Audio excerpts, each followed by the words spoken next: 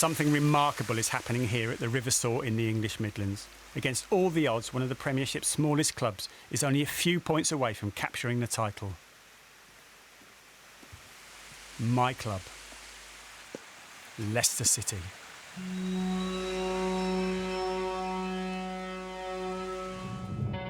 I'm making the journey back to the Midlands, where my brother lives and where I spent my childhood. I want to find out more about how Leicester City Football Club, a team of unknowns, is brushing aside the mega-rich elite. Fans all over the world have been captivated by the Foxes, but does anyone know what the secret to this extraordinary season is?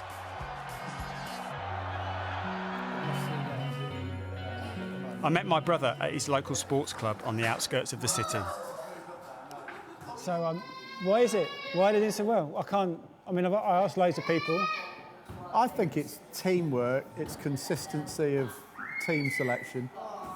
And I just think they were on a roll, because I went to lots of games last year and they were, even when they were losing, they were playing well. They kept on losing 1-0. The biggest Leicester fan I know is my nephew Tom, now studying in Newcastle. That one is, I think that's when he went to one of his first games, because we got his face painted with the Leicester City God, he looks so happy, doesn't he? Do you remember which game it was? No. I know it was home 0-0. game. It was a home game and it was 0-0. I can't remember who they played. But he loved it. He had a hot dog and... Where's that then? That is on holiday. That's me and him clowning about. But he's got his full City away kit on there. When Leicester beat Man City 3-1 away in February, even the biggest doubters started taking them seriously. Leicester, a team costing only 20 million, tore apart the champions who cost 10 times that. No wonder people are getting carried away.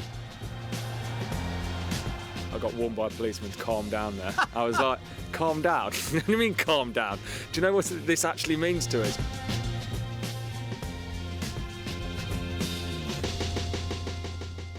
Leicester mania is growing week by week around England, but if the Foxes do win the title, it will mean most to the die-hard fans.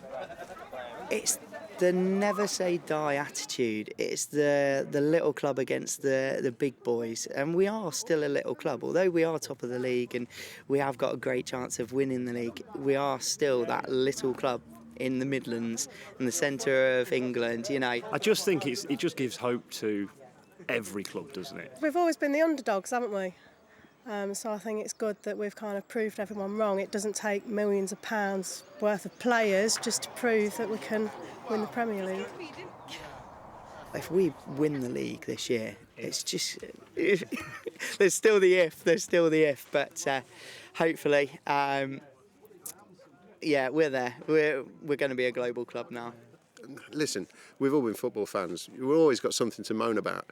Leicester's about the only club in the world where there's nothing to moan about. Everything is going at 100% right now, right this minute. What can we possibly want that's different? But things weren't always that rosy. Back in 2002, the club went into administration. Led by former player Gary Lineker, a consortium of fans and businessmen saved the club from bankruptcy. Leicester had built a new stadium hoping to cash in on the new TV deal, but they were left with huge debts, and the club has been recovering ever since. I met up with Ian Basin, chairman of the Foxes Trust. He was one of the fans belonging to the group that saved the club back in 2002. Leicester's title bid actually began as a fight for sheer survival. Yeah.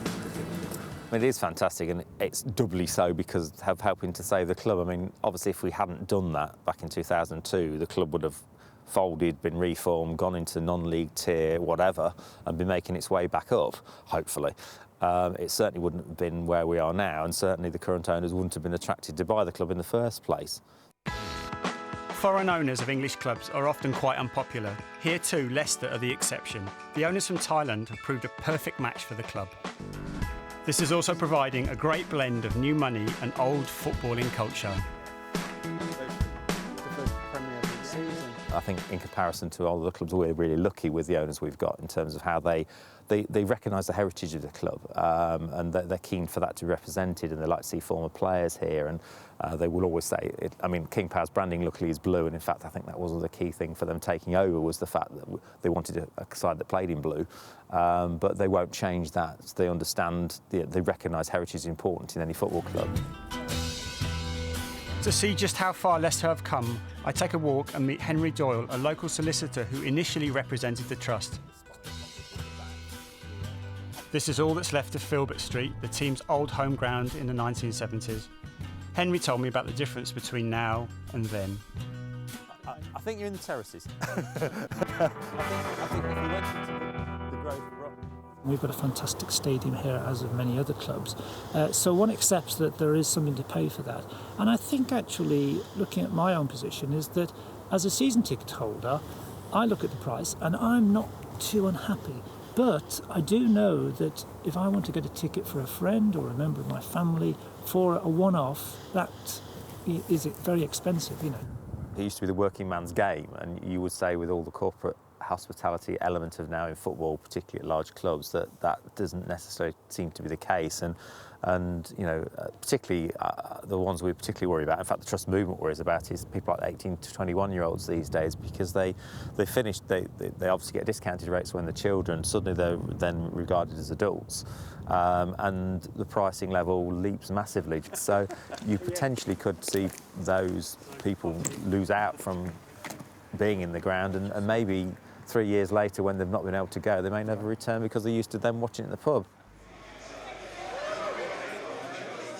Match day 35. For the first time, Leicester's coaches acknowledged that the Foxes could take the title. I can't remember a time when I wanted a team to win this much. A victory would be a huge step towards making the fairy tale reality. And there goes my journalistic objectivity.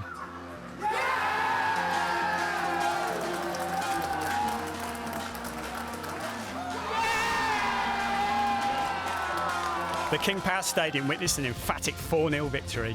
Representing the penalty here, Leicester 3-0.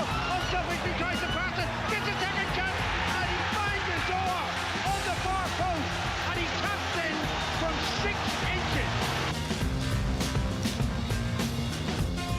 Today they came out, they did the usual thing. They came out no fear, they wanted to win, they needed to win, and we did it. 4-0, fantastic.